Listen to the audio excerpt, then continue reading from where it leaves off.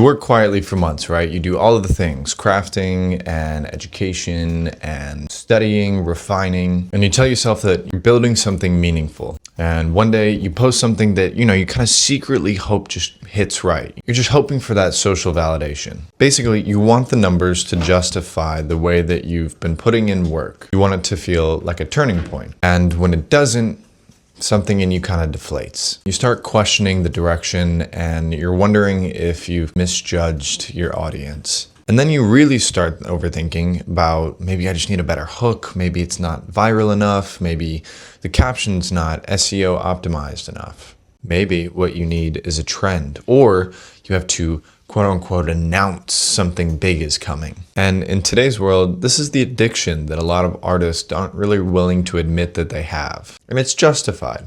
We've been conditioned to look for moments like this and hover over metrics and analytics. The one piece of viral content that makes everything else explode onto the scene. And so we've started to treat our creative lives like a winning lottery ticket. We work so hard behind the scenes to create something meaningful or impactful or something that we hope performs well. And then when it doesn't, it slowly starts to eat away at our subconscious on what we do and why we do it.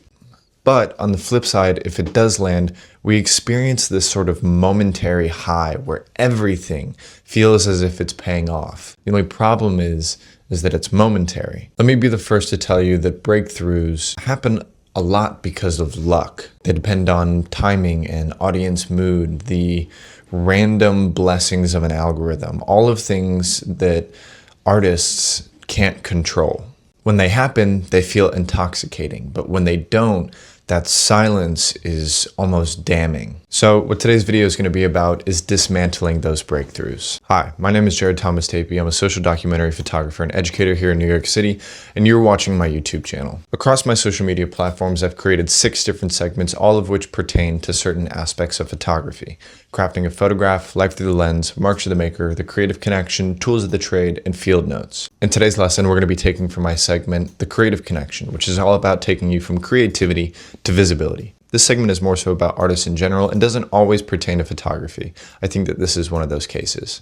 Now, breakthroughs can be really meaningful. Of course, they're very impactful. If you get a breakthrough and it brings you to a next elevation point in your career, of course, these things are things that should be celebrated. But breakthroughs are not the engine. Momentum is. The artists who last aren't the ones that spike once. They're the ones that keep continuing to do the work when nothing spectacular is happening. They're a cut above the rest that keep feeding their creative lives through studying and building and refining. That's why it's my belief if you're going through that time period where everything kind of feels silent, that's not your sign that you're going in the wrong direction. I think maybe you're just measuring the wrong thing. The problem isn't that you haven't had your moment. The problem is that you've been waiting for one instead of building one. Now, I was talking about momentum, right? Momentum is boring, but that's exactly why it works. Momentum requires consistency, and consistency is not very fun. It doesn't have like this epic soundtrack playing in the back like these breakthrough moments tend to have. Of course, it's very repetitive. It asks you to show up on days when you would rather just lay in bed all day, but that's the worst part. For a lot of artists, consistency kind of feels unnatural sometimes. I know that I can feel this way. As we're speaking right now, I don't necessarily want to be making this YouTube video. This is my 3rd that I've filmed today, in one day. It's just that I know that if I don't do this, I won't have the time to do it later. And the thing is that these moments are adjustment periods to the working artists. A lot of us are used to performing in bursts of creativity, either night owl, kind of late night adventures into your own artistic processes, or if you're like me, I do most of my work early in the morning. Being creative is not like this mystical lightning bolt of, chance. It's a muscle, and like any other muscle in the body, the more that you work it, the easier it becomes to perform using that muscle. And the distance between I have an idea versus I executed that idea shortens. When you study your craft constantly, when you write the sentence, even if you think it's going to be bad, if you're a photographer and you shoot, even when the lighting isn't so cinematic, You're not just producing work, you're conditioning your mind to give that process some breathing room and building familiarity with your own process. But the idea of momentum rarely looks very sexy in real time. It looks like only writing essays that maybe 100 people will read, if that, or making artwork that doesn't explode online. In my case, it could be editing a video that just performs fine instead of spectacularly. And I think that's because most people that are creative treat creativity like it's a faucet, on when inspired and off when you're not feeling it. And then we sort of wait for that encouragement to come back to us. The difference is that momentum treats it like it's a current, meaning that it's always moving, even if it's really slow. And so when you prioritize momentum, your self-worth detaches from the outcome. You're no longer measuring yourself on if something broke through. And instead, you start to measure yourself on if you participated in the act of creativity today, whether you moved the needle, even if it's just a millimeter. And so that act of daily participation helps build sort of a fortress around you when you have those times where things just aren't going so well. Momentum may be boring, it may feel repetitive, and it may lack that spectacle that a breakthrough has, but it works. Now, I'm not saying that there isn't room for those breakthrough moments in your own process, of course, not the online validation portion, but ideas do have a shelf life. They don't just randomly disappear. They are usually gone because artists sit on them for too long, and then the sort of passion to make it happen slowly dilutes. You feel excited about something and boom, you have that initial spark. You start thinking in your head and outlining ways in which you can make it happen. Then you tell yourself that you'll make it happen when you have more time, more clarity, more confidence, waiting for this supposed perfect window to act on this. A couple days passed, and then that kind of sprawls out into a week, and then another week passes, and then by the end of the month you go, oh, I'll start at the start of the next month, and then it just slowly dissipates. By the time you get to that point, that urgency has faded. All of a sudden, that idea that once felt urgent now kind of feels optional. You still think it's good, but you don't feel as if it's necessary anymore. Now, this has personally been something that I've gone through. It's kind of been the whole entire process of me starting the YouTube channel, where I think that I have to be at a certain point before I get things started, and I have to be refined, and I have to wait for a certain amount of followers or the perfect time to post things. And what I've learned during this entire process of me creating this channel and this community is that it really doesn't matter at the end of the day. As long as you are putting out the best that you can in that current moment, then there will be an audience to follow.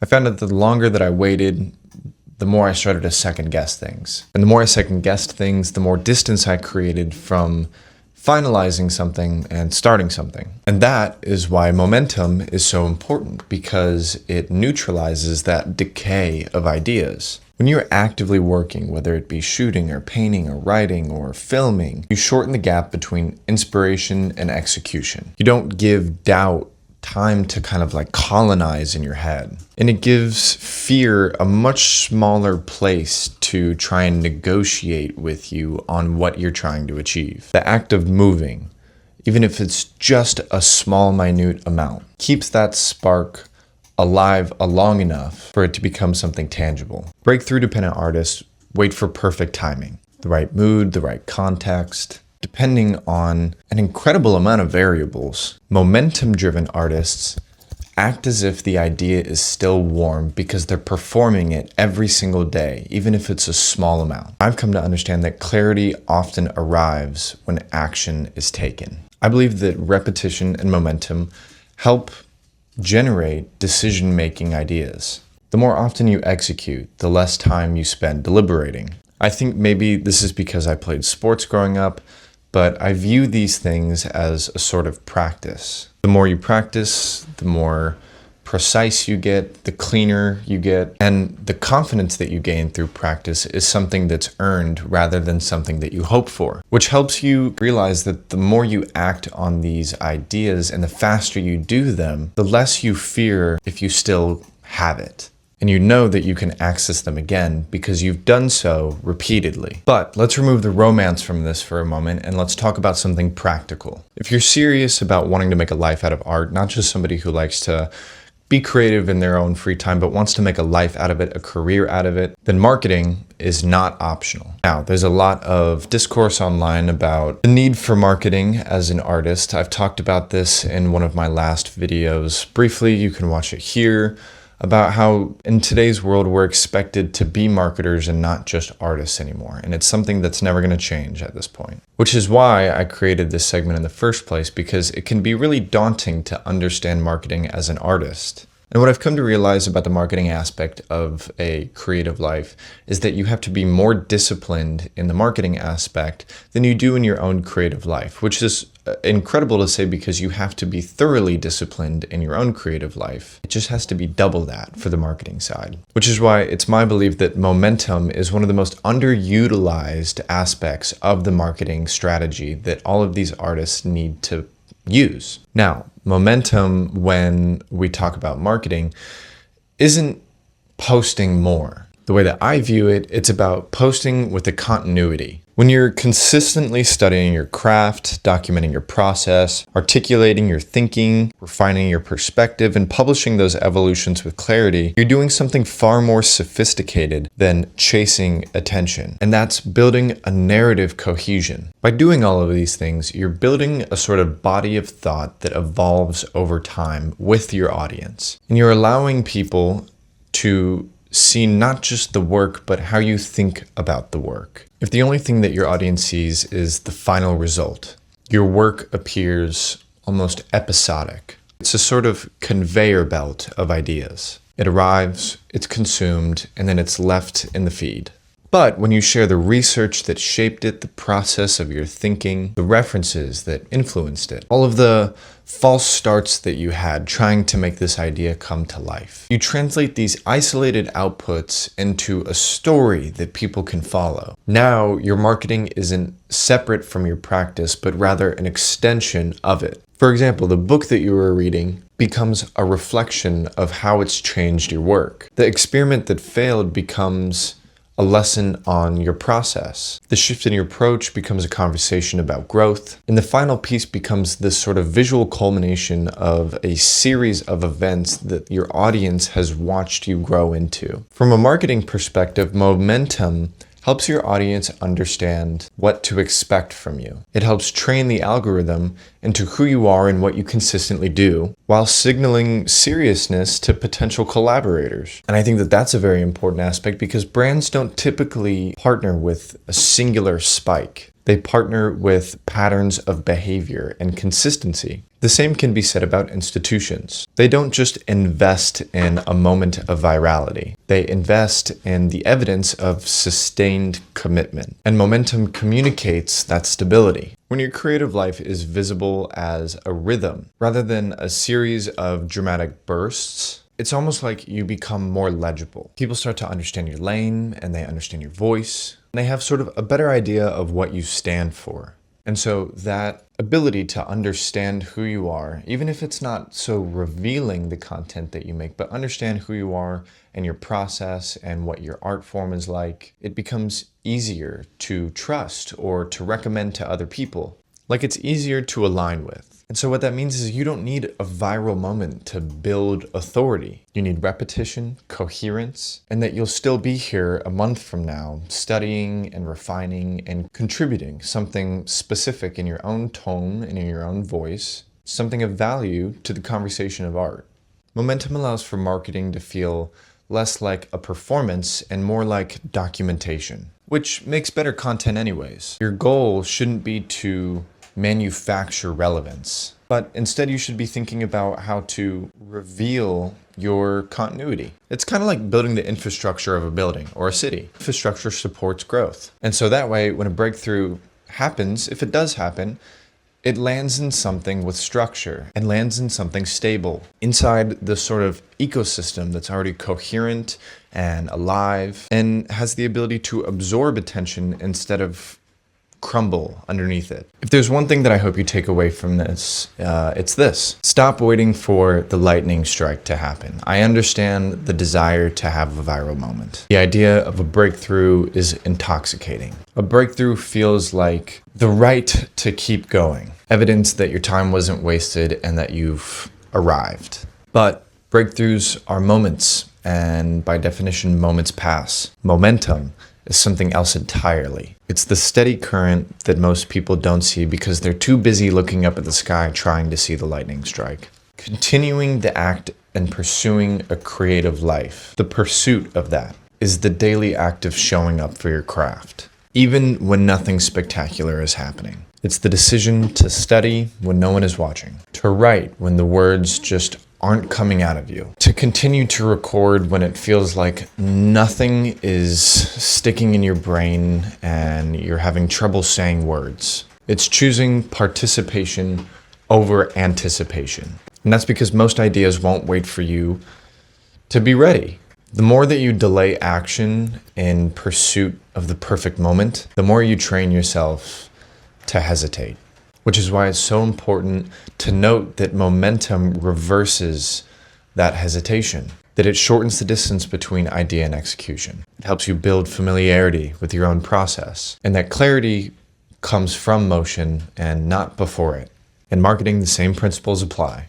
Instead of designing your marketing around spikes of attention, build it around patterns of behavior. Let people see your rhythm. Invite them into the research, into the refinement, into the ups and the downs of experimentation and the process in which you use to create your artwork. Allow your body of work to unfold over time so that people get a better understanding of the story of this process, rather than presenting it as a series of announcements. Teach your audience what you stand for through repetition instead of spectacle. And remember that the artists that stay within their craft are not the ones that spiked once. They're the ones that kept moving when nothing was happening. So as you move forward in your career, don't ask yourself, when is my time gonna come? Ask yourself if you're building the current that will help sustain it when it happens. Shorten the gap between idea and action. Protect your daily routine. Feed your creative life consistently. Document your thinking. Publish before it feels perfect. And measure yourself through participation rather than applause. Basically, choose the current. Let the lightning, if it comes, be a consequence, not the goal. And remember, it's the steady movement beneath the surface that changes landscapes, not the flash in the sky. Alright guys, that's going to be it for today's video. I hope that this was helpful. This was a lesson that I had to really learn myself and teach myself. This video took me forever to make, and I know that this is a short video, but it took me forever because I was experiencing a lot of the things that I was actively talking about. I wasn't really feeling it today. It was just a struggle to get through, but if I can just up the dial a little bit every single day and actively participate in this process, I know that these moments will pass. So I hope that this video was helpful. Thank you all for being here. You can find me on Instagram at Jared Tapey. You can find me on Substack at Jared Thomas Tapey or at The Creative Connection, of course, here on YouTube and on my portfolio. There's nothing else to really say except get out there, get creating, and keep moving forward. I'll catch you on the next one.